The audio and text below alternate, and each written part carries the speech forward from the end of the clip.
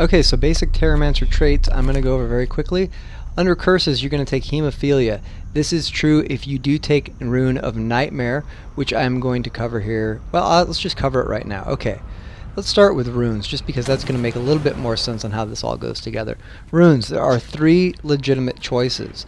Rune of Nightmare is a really good rune. It's going to give you more condition damage, and it gives you a fear when you get struck every 60 seconds, which isn't that great, but it does do the most damage. Now, the other choice is Rune of Grin, which is really good also because it turns your consume conditions into an AoE chill, and it extends the length of your chill, which you have on Chillblains. The other one that's really great, especially for getting started, is Rune of the Crate, because it helps you maintain your bleed stacks a lot easier. And it doesn't have quite the amount of damage you get from Rune of Nightmare, but it does have a better uptime if you're just getting started. So most of you are going to evolve, and if you keep playing this, you are going to see the benefit of Rune of Nightmare. Now, in Sigils, you're going to go Geomancy and Energy on both. Think of this as a way of getting up an AoE bleed and getting a free dodge roll every time you weapon swap. Okay, so now back to the traits. Hemophilia, again, great choice here if you're going with Rune of Nightmare. If you do go with Rune of Crate, Chilling Darkness and Weakening Shroud are both great options. For your master training, you're going to take Terror. This really isn't optional. This is kind of a must-have. For your Grandmaster training, these are all really good. Lingering Curse is probably the best one to get started with. Path of Corruption is the one that I take 99% of the time. I actually can't remember the last time I took these two, but again, Lingering Curse is really good to start with. Path of Corruption essentially turns your Dark Path into a mini Corrupt boon, and that's a very good ability to have.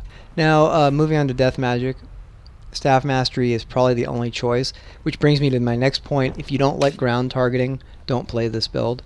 This build has a massive amount of ground targeting in it, and you have to be fairly accurate with it. For Master Training, you're going to go with Reaper's Protection. Although Death Shiver is a great option if you feel that you can pull it off. I, most of the time, go with Reaper's Protection. Soul Reaping, we're going to go with Path of Midnight.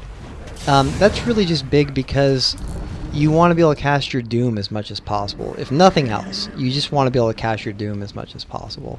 So having that extra 15% recharge is great. For your Master Training and Soul Reaping, Master of Terror, your fear effects have increased durations. For me, there's only one utility option choice. You will never see me without Flesh Worm and never see me without Spectral Walk. However, there are some good choices here. Corrupt Boon is awesome. I mean, there's just no two ways about it. It's just an awesome ability. But you may not need it depending on who you're fighting, depending on what your team is made of. So Signet of Undeath is really good too. I would never attempt Signet of Undeath in Pug, because generally in Pug, people don't value Terrormancers. They don't understand your job. You're going to be put into positions you shouldn't be being put into, and if you were playing with an organized team, you wouldn't be put in those positions. Your chance of success with Signet of Undeath in a Pug is very low, in my opinion, so I wouldn't bother with it, but it is a very, very amazing ability when you have a team and a strategy built that you can resurrect people AoE at quite a distance from a down state. It is also worth mentioning that Signet of Undeath does passively generate life force while in combat. However, I don't feel that generating life force is an issue with this particular build.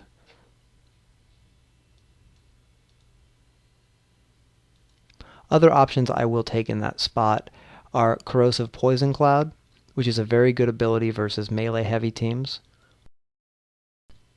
Well of Darkness can be a really neat ability to time with Plague of Darkness if you need to cover a huge area in a dark field. The other one I have taken and is worth mentioning is Spectral Grasp, which can be very effective against like staff nukers or power rangers.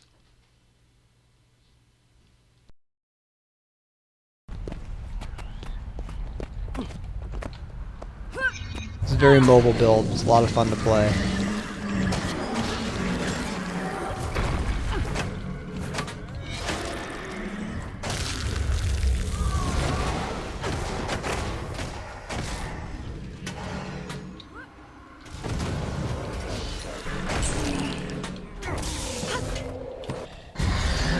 Alright, so let's get right to the footage.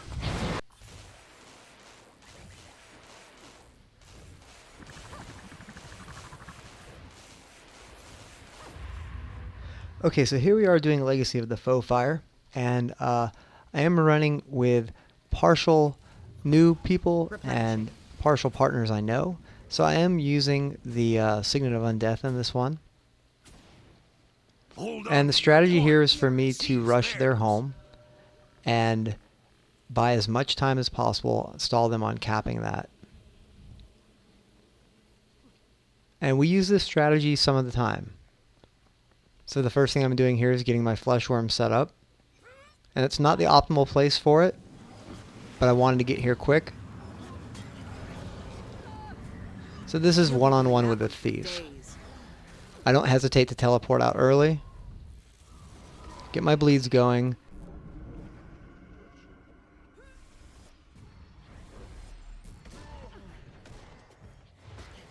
And make sure I keep him blinded.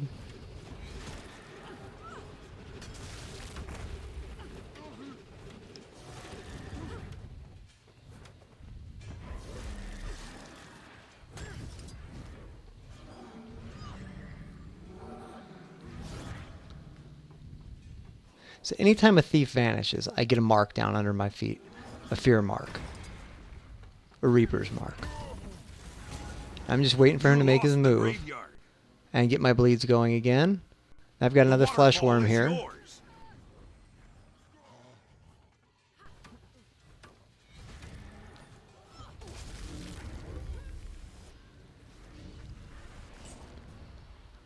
Now my flesh worm and my dots actually finished this thief off, but I'm not 100% sure if he's just in stealth or not. Now you can see I do see him over here in a down state, but I'm going to be very careful about this because he may have backup coming, and I don't want to lose progress on this point. And as I feared, here comes his backup. So now I have to make the decision of whether I want to go for the stomp or defend the point. And at this point now I have backup on its way. So what I'm thinking here is fear the minion master, go for the stomp on the thief because I know he's already burned his downstate teleport, and I think I can get it. I could outrun a centaur. So you can see this strategy really paid off for us. My teammates went and capped home and graveyard, and they never got a cap here. Now I'm running Plague here. When you start running Plague in the beginning, just really focus on darkness. But when you're not being attacked, make sure you use the other ones too. Cripple and Bleed are very important to use. Don't just sit in dark. If you feel like you're going to die in Plague, cancel it, burn a heal, use a teleport, or burn your Death Shroud. I know a lot of people sit in Plague because they're, oh, I just burned my elite, I gotta sit in it. No. Use it for what you need to use it for, and don't give up your life to stay in Plague. This is a much better place for a flesh worm. It's giving me a really good high ground escape if I need it. Again, all I'm doing right now is just focusing on putting conditions out. Cripples, bleeds.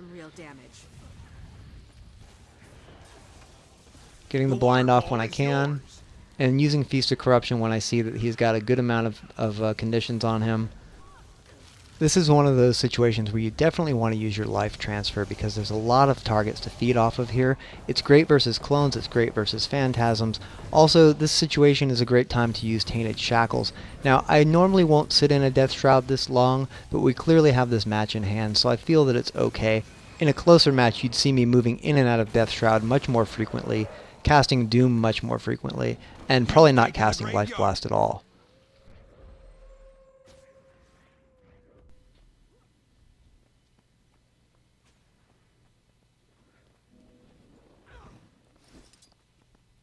Here, opening with a Reaper's Mark probably wasn't really the best idea.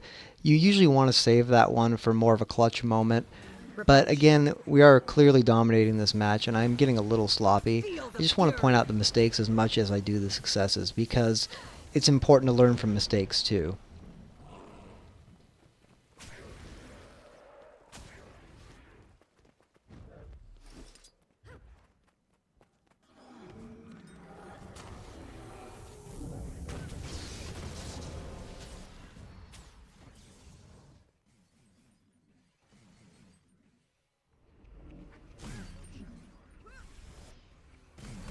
You've lost the quarry.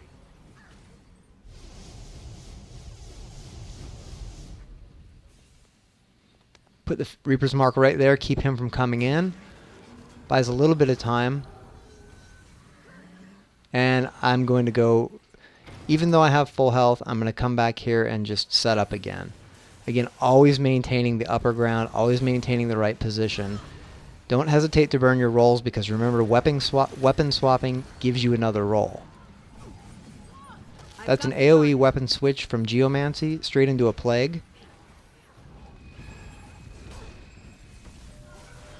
And when you're in Plague, look at your allies. Look at your melee allies especially. Keeping your Plague close to them, especially Darkness, is going to help them take out the enemy team very, very effectively. And now you're about to see me make another big mistake. Getting overconfident, not casting fear at the right time, and thinking we clearly have this in hand. And all of a sudden, guess what? All of my life force is about to vanish, and I'm going to go into a down state because I wasn't paying attention. Assistance, please. I could outrun. Back at it.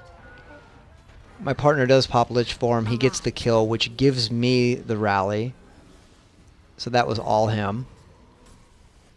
You lost the waterfall. So right now I am using Death Shroud defensively, which you're going to be doing a lot in matches that are more equally rated. But here we are down. We have no points being capped. They're capping on 2 right now. The game actually could change here, even though we have a commanding lead.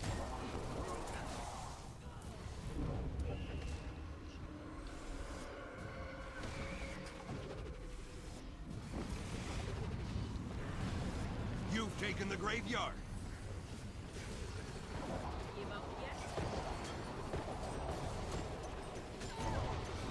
Okay, so we're starting to get control back, but I'm still a little worried about my health. I'm running for the stairs. I have this thief on me. I pop my Spectral Walk. I juke him back, drop a Reaper's Mark, and now I'm back to my allies. Now, I could have used one of the videos as an example where I played very well. This video I played okay, and I wanted to share this with you so you can see what not to do, as I mentioned before. Here, I'm overusing my marks as if they have no cooldown. I use Putrid Mark for no reason at all, just because I didn't want to cancel it. You've lost the quarry. And I'm overusing Life Blast. My creation. These are things that you do not want to do as a smart Terrormancer. This is just overconfidence letting me make poor choices and play sloppy. So now as we're moving more towards the end of this match, I hope you did learn something about this particular Necromancer build, how to play it and how not to play it. The waterfall is yours.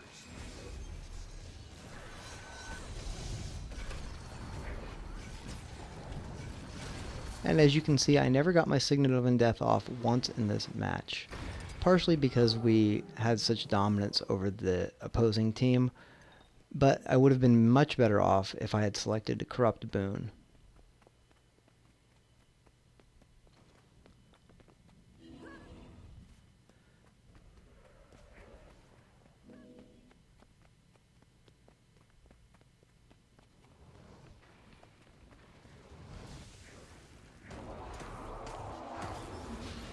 Replenishing.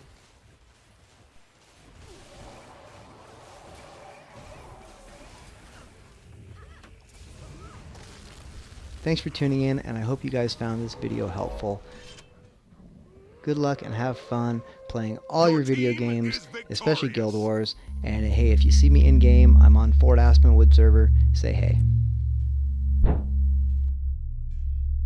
You've captured the quarry.